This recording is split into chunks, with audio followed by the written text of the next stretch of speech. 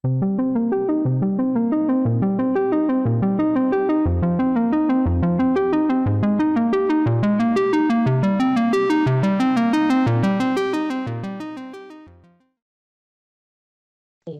tardes nuevamente, España.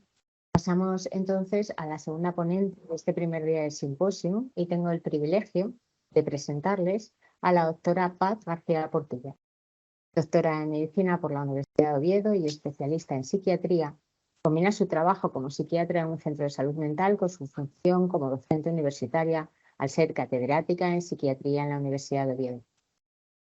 Asimismo, dirige el Grupo Consolidado en Psiquiatría del Instituto de Investigación Sanitaria del Principado de Asturias y es subdirectora del Instituto de Neurociencias de nuestra comunidad. Con más de 100 artículos científicos publicados en su haber, junto con capítulos y libros nacionales e internacionales, es una de las catedráticas españolas en psiquiatría con más bagaje investigador en salud mental. Y esta tarde nos expondrá la conferencia titulada Psiquiatría y Neurociencia, avance y retos actuales.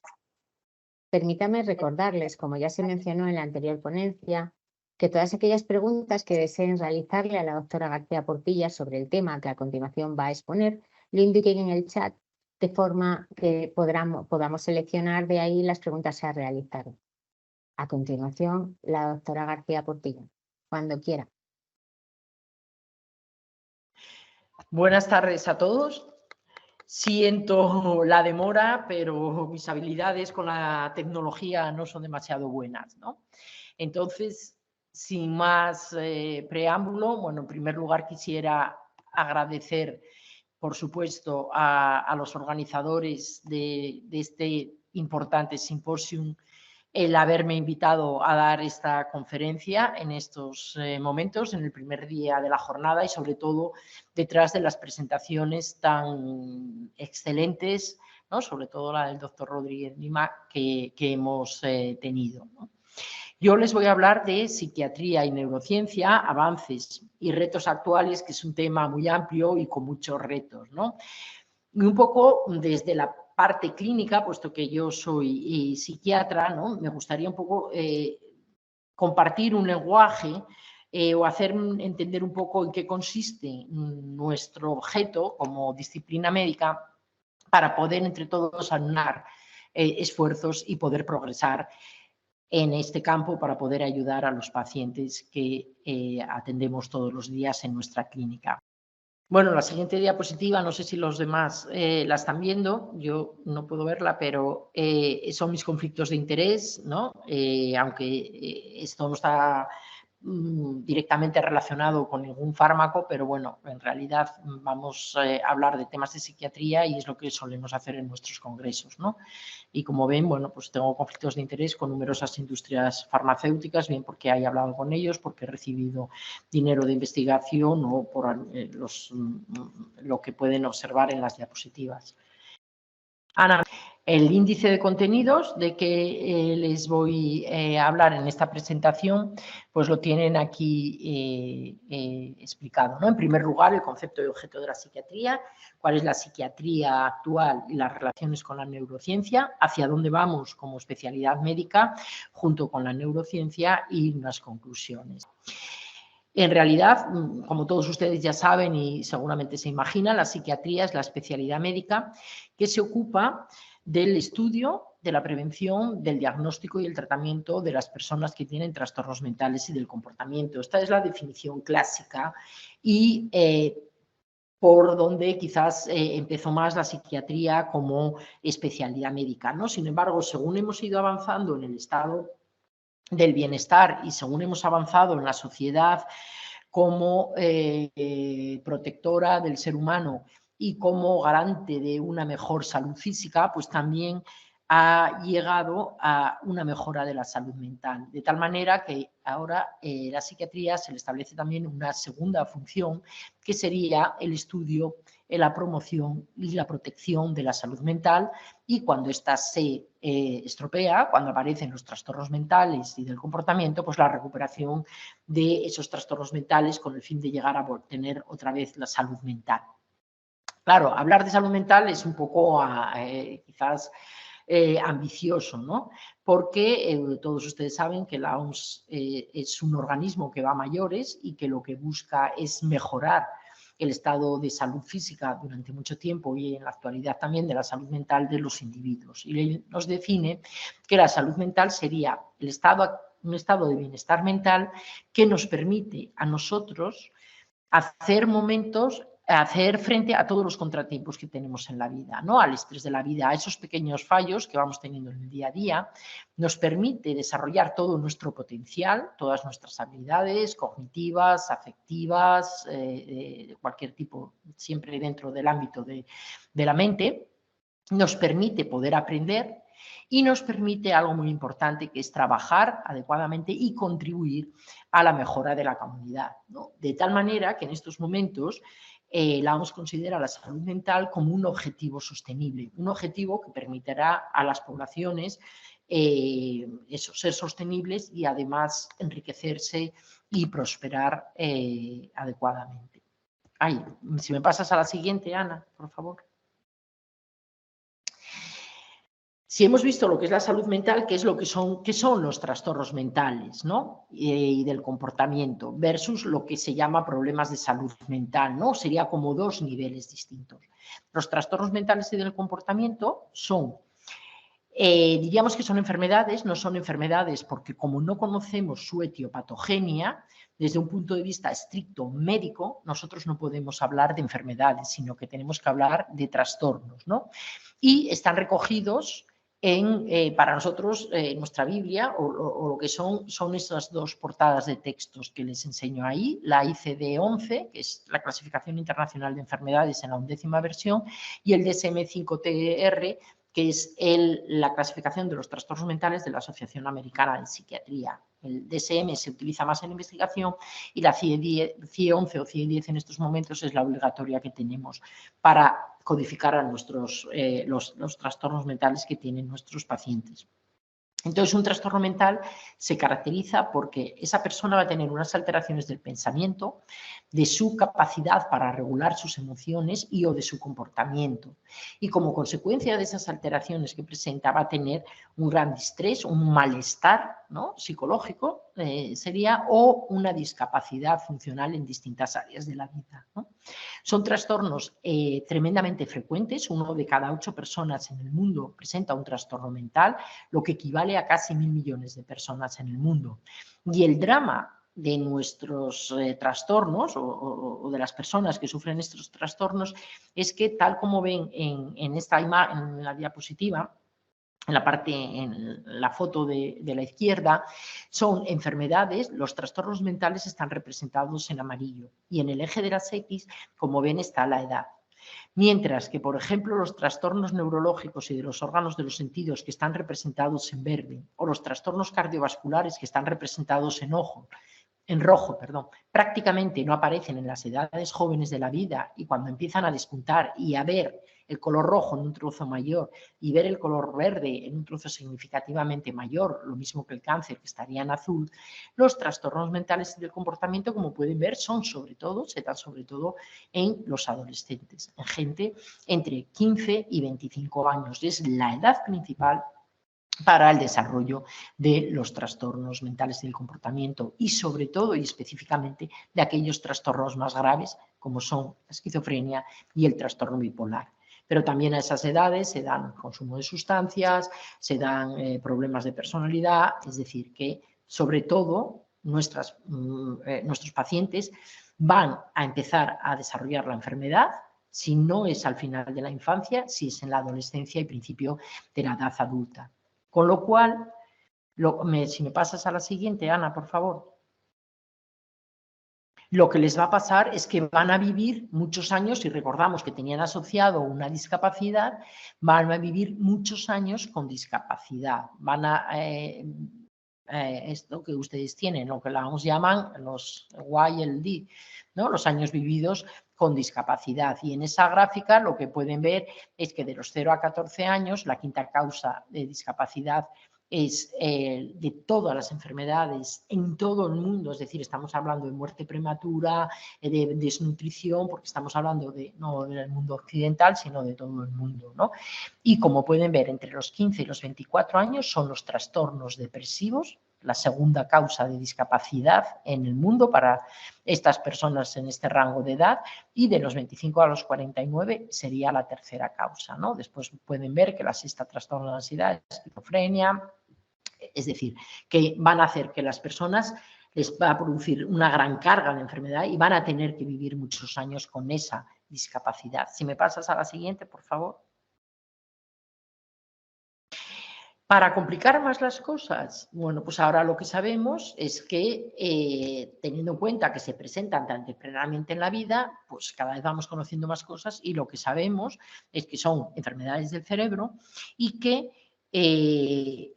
muchas de ellas participan de esa doble patología que puede tener. Unas van a ser predominantemente enfermedades del neurodesarrollo, como puede ser el retraso mental, por ejemplo, o la discapacidad intelectual o los trastornos del espectro autista, y otros van a ser fundamentalmente enfermedades neurodegenerativas, como pueden ser las demencias o trastornos neurológicos como el Parkinson o como la ELA, pero los otros trastornos van a compartir las dos cosas. La esquizofrenia y el trastorno bipolar se admite en la actualidad que son trastornos del neurodesarrollo, es decir, que ya desde la primera edad o incluso desde antes, en el momento perinatal, ya van a presentar algún daño cerebral muy sutil que va a ir progresando y que se va a hacer manifiesto al final de la adolescencia o inicio de la edad adulta. Si me pasas a la siguiente.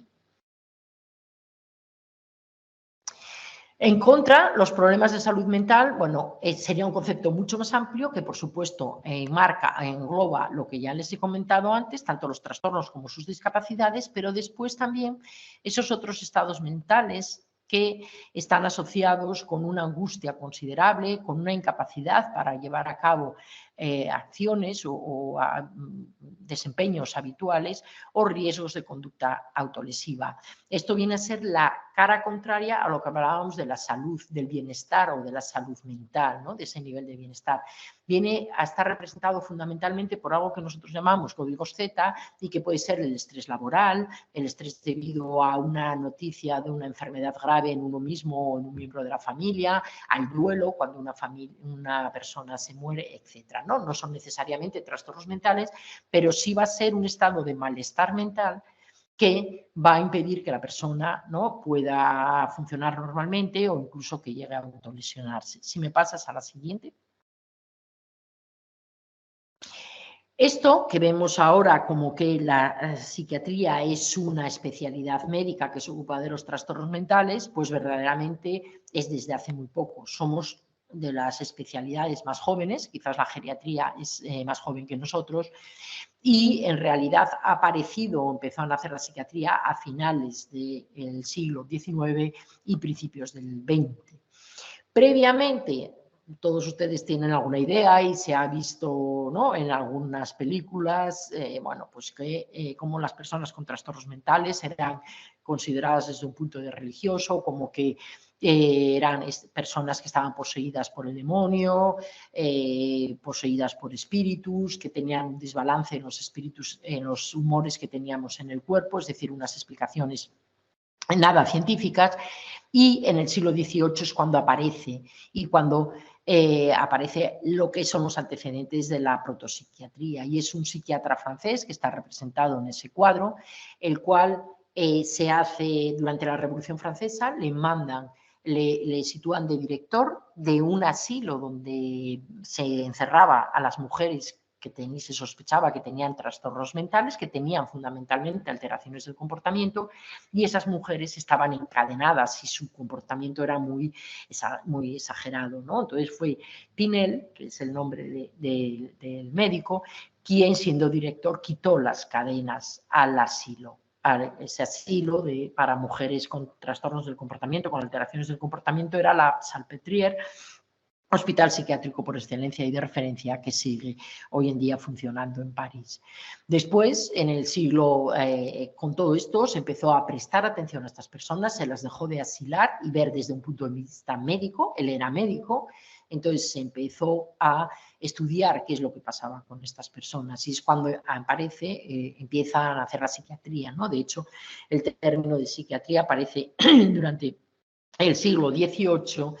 Y a finales del XVIII hay otro hito importante, que es que la psiquiatría entra en la Sorbona. Esta es la lección de Charcot, y este ya era un psiquiatra, un neuropsiquiatra francés, que lo que está puesto ahí, lo que evidencia el cuadro, es una crisis de histeria, ¿no? Y es en la exposición a los alumnos de la Facultad de Medicina de la histeria como un trastorno mental.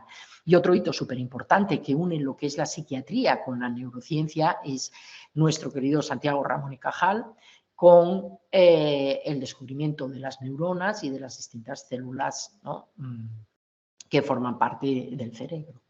Pero verdaderamente donde más despunta la psiquiatría y sobre todo la psiquiatría en relación con la neurociencia es a partir de los años 50 y es con la introducción de los psicofármacos, ¿no? Tanto los primeros antidepresivos como el primer antipsicótico, el haloperidol, que lo que permitió fue controlar esas alteraciones del comportamiento que tenían las personas que tenían trastornos mentales y permitir que esas personas salieran de las instituciones, llámese asilos o llámese hospitales psiquiátricos, que era lo que había en aquel entonces, y poder estar en la calle. Desde entonces, el conocimiento, el avance de la neurofarmacología y poder empezar a buscar pues, cuáles eran dónde actuaban esos fármacos que parece que tranquilizaban o que incluso curaban, que mejoraban de las depresiones, que quitaban las alucinaciones a nuestros pacientes, empezó a posibilitó el estudio del cerebro, de los neurotransmisores cerebrales, de los receptores, y ahí es donde, si me pasas a la siguiente, por favor, Ana, donde nos encontramos ahora, ¿no? Podríamos decir que ahora estamos en el siglo XXI, pues que la psiquiatría se reconoce como distintos niveles, ¿no? Hay un nivel molecular, que es el responsable de nuestros trastornos mentales, un nivel clínico y unos estilos de vida. Y hay una interacción entre todos ellos, ¿no? A nivel molecular, en estos momentos, prevalecen, yo creo que como el resto de la medicina, todas las ómicas, tanto la genómica, bueno, la epigenómica, la proteómica, la metabolómica, todos estas ciencias básicas que nos dan soporte y que nos ayudan a entender nuestros trastornos mentales. A nivel clínico hemos conseguido hacer, aparte de lo que son los trastornos mentales, fenotipos, es decir, poder diferenciar de una forma más pura distintos dentro de una esquizofrenia, distintos patrones, por decir algo. Conocer que además cada vez más está imperando que no son solo enfermedades del cerebro, sino que son enfermedades sistémicas, porque en muchísimos casos hay una concordancia con otras o una comorbilidad con otras enfermedades de tipo endocrino metabólico y de tipo cardiovascular, y por supuesto la importancia que tiene el estilo de vida, tanto a nivel los factores del entorno, ¿no? Tanto el estilo de vida como los acontecimientos perinatales, los acontecimientos vitales estresantes o los tóxicos. Entonces todo esto interacciona y Ana, si por favor me pasas un clic. Todo esto junto con la minería de datos o la ciencia de los datos, pues nos está permitiendo avanzar en nuestro conocimiento. Si me pasas a la siguiente.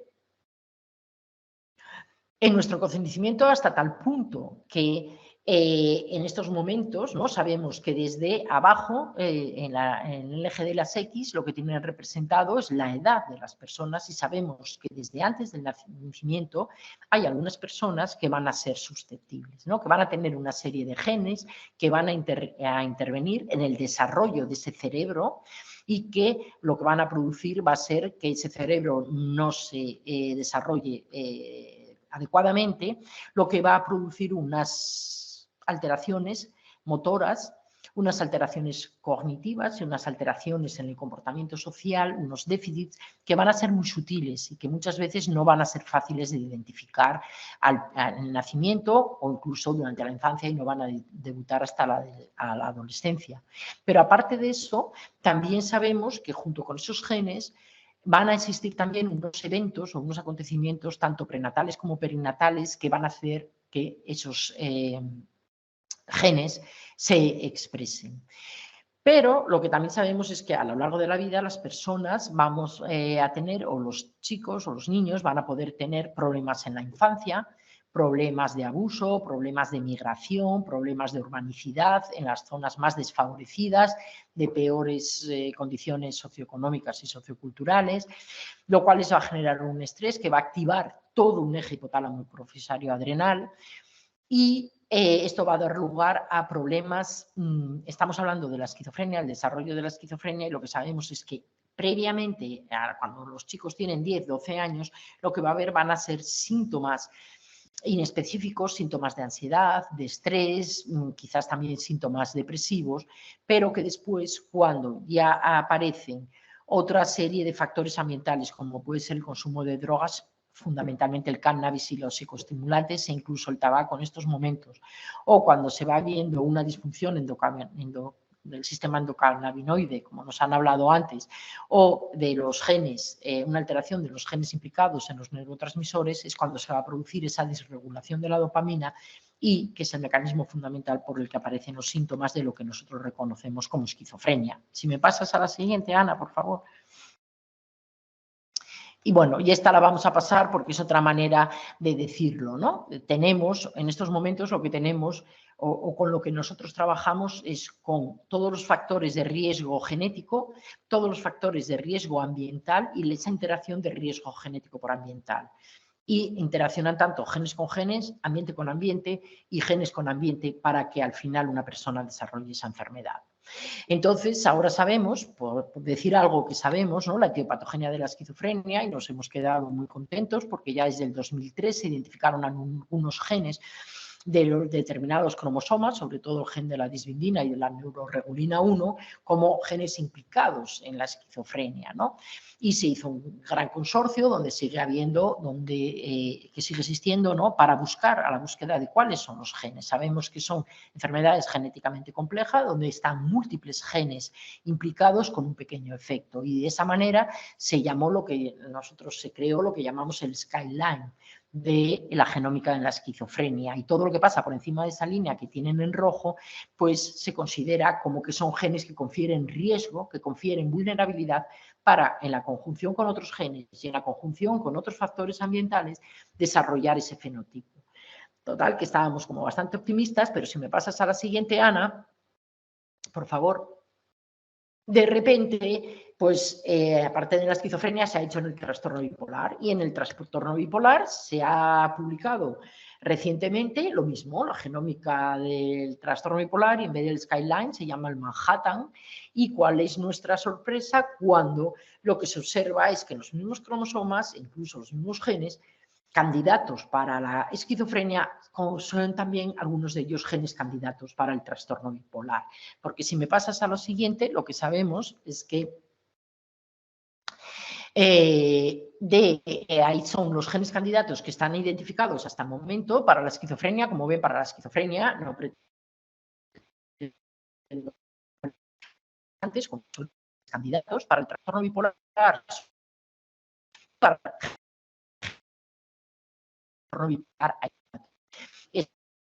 son múltiples genes, pues un gran problema para saber, ya que hay genes, incluso en el caso del trastorno bipolar, más genes que son compartidos con la esquizofrenia que los que conferirían riesgo solo para el trastorno bipolar, pues lo que estamos viendo es que la genética en estos momentos pues nos informa poco, y por eso está etiopatogenia de la esquizofrenia entre interrogantes, ¿no? Para liar más las cosas, seguro que si juntamos los genes que confieren riesgo para la depresión con los que confieren riesgo para el trastorno bipolar, ustedes saben que el trastorno bipolar tiene síntomas depresivos también, pues probablemente aquí habría también una superposición de genes, ¿no? Si me pasas a la siguiente. Si pasamos de lo que nos ha ayudado la neurociencia, en este caso la genómica, pasamos a lo que nos ha ayudado la neuroimagen, pues nos encontramos con lo mismo, ¿no? La neuroimagen siempre se ha estado buscando, no tanto en la materia gris como en los últimos años en el interactoma, ¿no?, que es lo que pasa ahí en el conectoma, perdón, en la sustancia blanca. Y lo que ven ahí es SZ, es esquizofrenia, y BP es bipolar, y lo que ven es que a nivel tanto de la materia, de la sustancia gris como de la sustancia blanca, es casi compartido, ¿no? Solo hay dos marcadores de sustancia gris que serían específicos para la esquizofrenia, que sería a nivel de la ínsula y del corte cingulado anterior, y otros tres que serían uno específico en la sustancia blanca, uno específico de la esquizofrenia y dos del trastorno bipolar. Pero el resto, es decir, 4 alteraciones en sustancia gris y 3 alteraciones en sustancia blanca se comparten. Bien, es cierto que parece que la afectación es menor en el trastorno bipolar que en la esquizofrenia, pero claro, a nivel de individual de paciente, pues nos es difícil poder utilizar esta información. Si me pasas a la siguiente, por favor, Ana.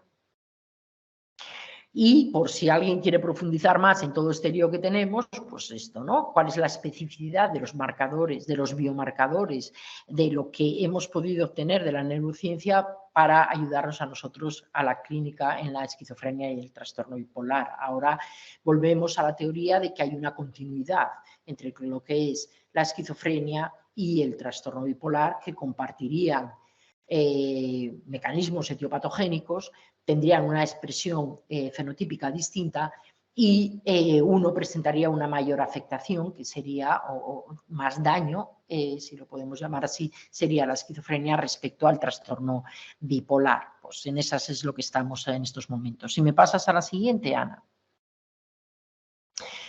Y para liarlo más, claro, ¿por qué pasa esto? ¿Por qué hay ese continuo? Pues porque los síntomas, cuando nosotros diagnosticamos a las personas, como no tenemos, son trastornos, no sabemos su etiopatogenia, lo único que tenemos son síntomas, ¿no? Y comportamientos que podemos observar.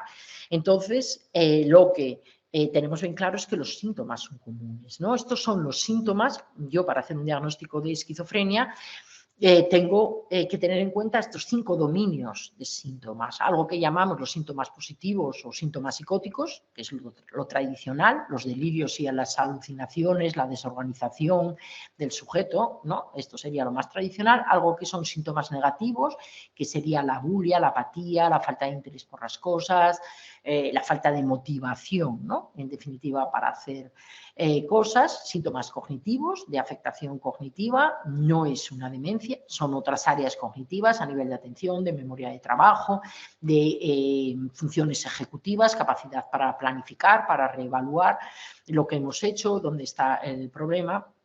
Pero también la esquizofrenia tiene síntomas afectivos, tiene síntomas depresivos y síntomas maníacos, ¿no? Cada paciente en ese pentágono, en un momento determinado de su enfermedad, puede presentar más síntomas positivos y más, por ejemplo, maníacos, o puede presentar más síntomas negativos y deterioro cognitivo. Eso que tienen dentro de ese pentágono hay otro marrón, es el caso de un paciente en concreto, ¿no? Que tendría tanto síntomas positivos como negativos, como deterioro cognitivo y en menor medida síntomas depresivos. Pero esto en cada episodio puede cambiar esa manifestación, ese perfil que tiene ese paciente. Si me pasas a la siguiente, por favor, Ana.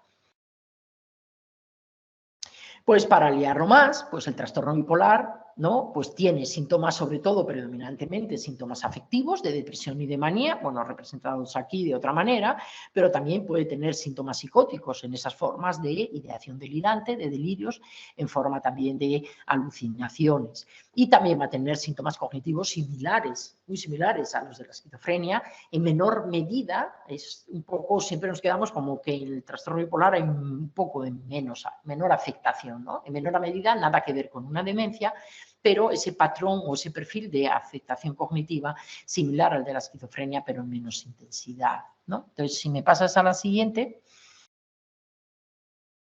Con lo cual, es que lo que nos estamos planteando ahora es que igual nos equivocamos en el objeto. Sobre todo nos equivocamos en el objeto cuando nos unimos con la neurociencia y pretendemos averiguar cuáles son las causas y los mecanismos fisiopatológicos por el que las personas llegan a desarrollar estos trastornos mentales. Es decir, nos estamos planteando que igual eso que nosotros llamamos esquizofrenia y eso que nosotros llamamos trastorno bipolar, en función de estos códigos o sistemas de clasificación, con los códigos que nos dan, pues quizás no es el adecuado. Si me pasas a la siguiente, por favor. A pesar de haber dicho esto, de que igual nos estamos empezando a plantear que esto no es lo más conveniente, bueno, todo yo considero que el haber salido de una institución asilar donde las personas estaban encadenadas al poder llegar a hablar de una genética, de una neuroimagen del cerebro, pues ha sido un gran paso, ¿no? No sé si es exactamente a la primera pisada del hombre en la luna, pero desde luego yo creo que sí que es un gran salto para el tratamiento y para la comprensión de nuestros pacientes. Si nos sale, pasas a la siguiente, por favor. ¿Y cómo ha podido ser esto? Bueno, pues hay que reconocer que ha habido un esfuerzo por aumentar, ¿no?, la inversión pública en salud mental. Se han creado CIBERS, esto es una cosa española, los Centros de Investigación Biomédica en Red, y dentro de los 9 CIBERS que hay, uno es de salud mental, ¿no? Esto ha sido un esfuerzo, en 2008 se crearon y el de salud mental se creó desde el principio, ¿no? Y esto nos permite tener proyectos colaborativos con otros ciber de enfermedades raras, con los ciber de básicas, de genómica, para poder seguir trabajando y entendiendo, en este caso, es la esquizofrenia y el tratamiento. Pero si me pasas a la siguiente, esto que es a nivel nacional, también lo tenemos, ¿no?, a nivel de nuestra comunidad en forma del Instituto de Investigación Sanitaria, donde tenemos un área de neurociencia y órganos de los sentidos, y aquí traigo 2 de las colaboraciones que tenemos entre psiquiatría y el grupo de la profesora Coto, ¿no?, que son a nivel del ISPA y también, como figura ahí en el logo, a nivel del INEUropa. Si me pasas a la siguiente, por favor. Pero sobre todo, y aquí es donde estamos, ¿no?, hay unos esfuerzos a nivel tanto europeo como a nivel americano por descubrir el cerebro, por entender el cerebro, y no sabemos hasta dónde este hallazgo, este mapa cerebral que nos han ofrecido, que nos han puesto en bandeja hace no llega a un mes escasamente, ¿no?, pues hasta dónde nos permitirá avanzar en el conocimiento de los trastornos mentales, tanto en cuanto avancemos en el conocimiento del cerebro. Si me pasas a la siguiente, por favor. Todo esto que ha hecho que la psiquiatría, una especialidad relativamente joven y que hasta hace poco tiempo, estamos hablando de 200 años, encadenaba a las personas que no eran pacientes, a las personas que tenían estos trastornos, y que poco a poco fue cambiando desde una visión moralista hacia una visión más científica, pues se sitúe, ¿no?, las revistas donde nosotros divulgamos el conocimiento se sitúen a nivel mundial. Tenemos un Lancet de psiquiatría con un factor de impacto de 64.3 y estamos muy orgullosos porque tenemos una revista de habla española, ¿no?, se publica simultáneamente en español y en inglés, donde seguro que algunos de ustedes han publicado algún artículo, que en estos momentos se encuentra en el primer decil de las revistas de psiquiatría, ¿no?, lo cual es mucho, tiene un factor de impacto 9.2 que la sitúa en el primer decil y de lo cual estamos muy orgullosos. Si me pasas a la siguiente. Pero ¿hacia dónde vamos?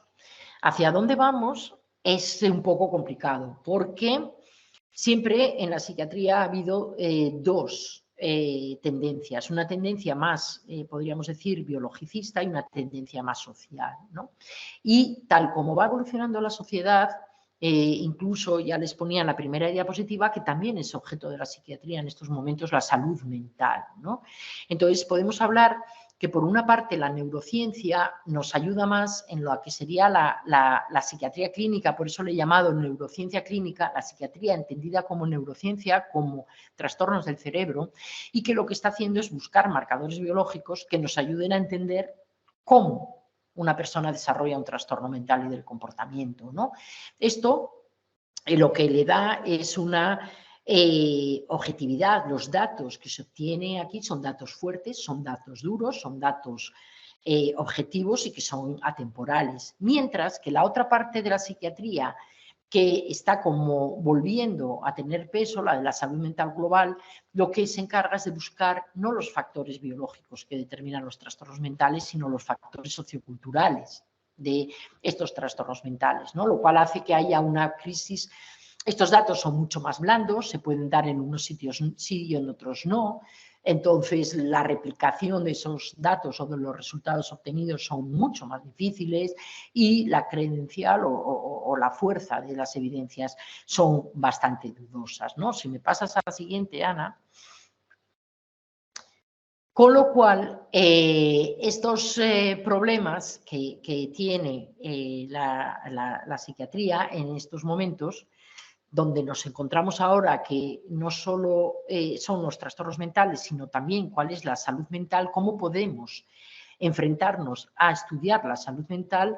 Bueno, pues pásame a la siguiente. Perdón, bueno, sería por una parte, la parte que nos interesa quizás más hoy es estos trastornos mentales y si me pasas a la siguiente,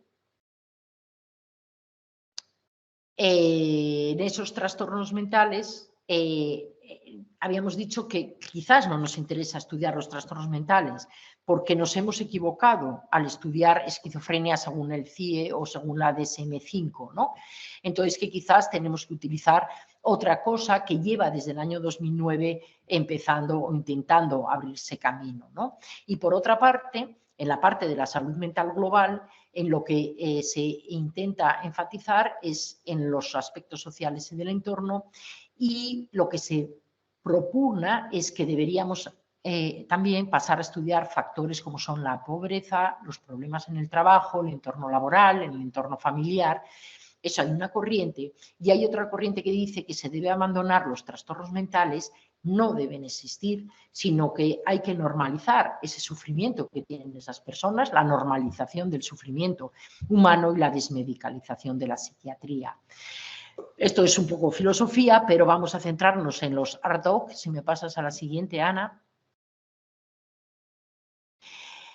Entonces, esos ARDOC suponen un avance respecto a las clasificaciones, respecto a esa CIE-11 o a ICD-11 o la DSM-5, y lo que son es algo que ha propuesto el Instituto de Salud Mental de los Estados Unidos, que lleva desarrollando desde el año 2009 y que ha ido progresando a lo largo de todos estos años. Y lo que propone es no estudiar trastornos mentales, sino estudiar dominios de funcionamiento. Y estudiar esos dominios de funcionamiento desde unas unidades de análisis distintas, desde la genómica, desde la proteómica, desde el comportamiento, desde varias unidades de análisis complementarias, y estudiarlas desde un enfoque de desarrollo a lo largo de la vida, desde que la concepción hasta la edad adulta, y teniendo en cuenta los factores ambientales. Entonces, si me pasas a la siguiente.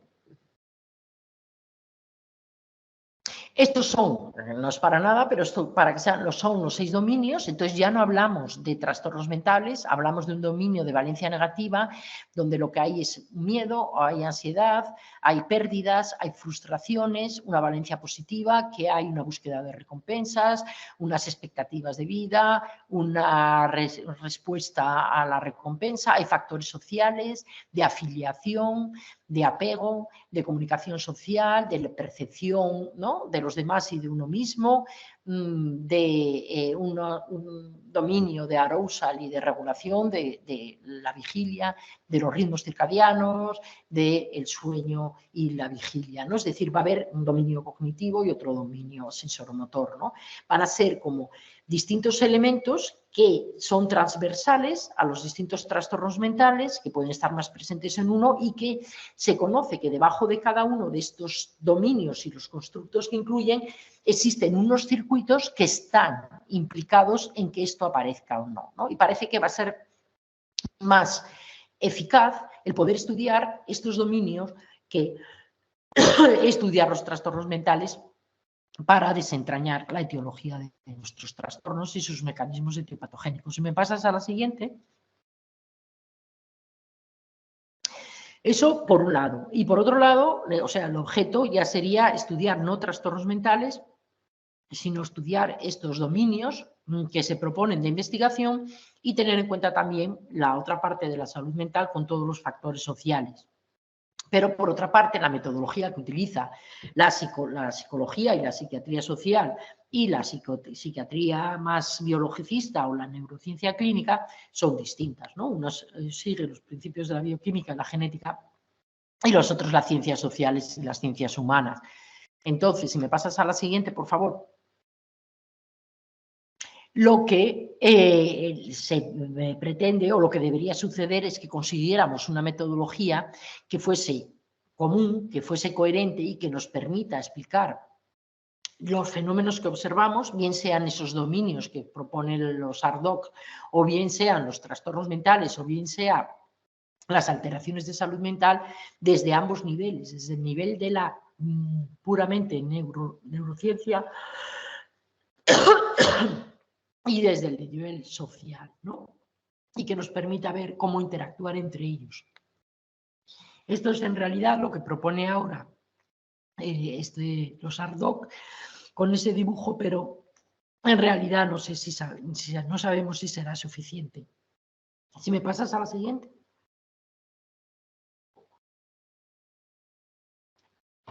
Esto es por ponerles un ejemplo, ¿no? De a dónde pretendemos llegar. Esa matriz que tienen en la izquierda, pues aquí el ejemplo está para lo que sería la ansiedad, tanto aguda como mantenida, ¿no? Y con las unidades de análisis, tanto a nivel de los niveles de cortisol, de la frecuencia cardíaca, de los sesgos cognitivos a la hora de interpretar los estímulos del ambiente y del arousal, de la hiperactivación, ¿no? Esto a nivel del propio sujeto, del individuo, pero después también hablaríamos a nivel del microsistema. ¿Qué es lo que pasa en el colegio? ¿Qué es lo que pasa con sus compañeros? ¿Qué traumas ha tenido? ¿Qué es lo que pasa en su domicilio? Eso sería a nivel del microsistema. A nivel del mesosistema, ¿qué es lo que pasa con cuando los padres hablan con los profesores, cuando los padres hablan con los alumnos? A nivel del exosistema, la comunidad que les rodea. Es decir, lo que se pretende es dejar en el núcleo todos los factores de la neurociencia para poder expandir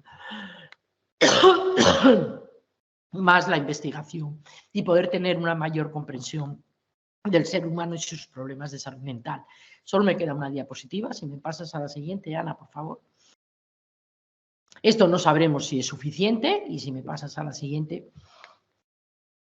Pero desde luego, si es suficiente o no es suficiente, nos lo dirá el tiempo, pero seguro que algo alcanzaremos y esto será un salto cósmico para las personas que tienen, para el abordaje de las personas que tienen trastornos mentales, para comprender no por qué llegan a esa situación, para que nos ayude la neurociencia o para que les ayude la neurociencia, pero también en estos momentos integrando todo ese conocimiento neurocientífico con el conocimiento social.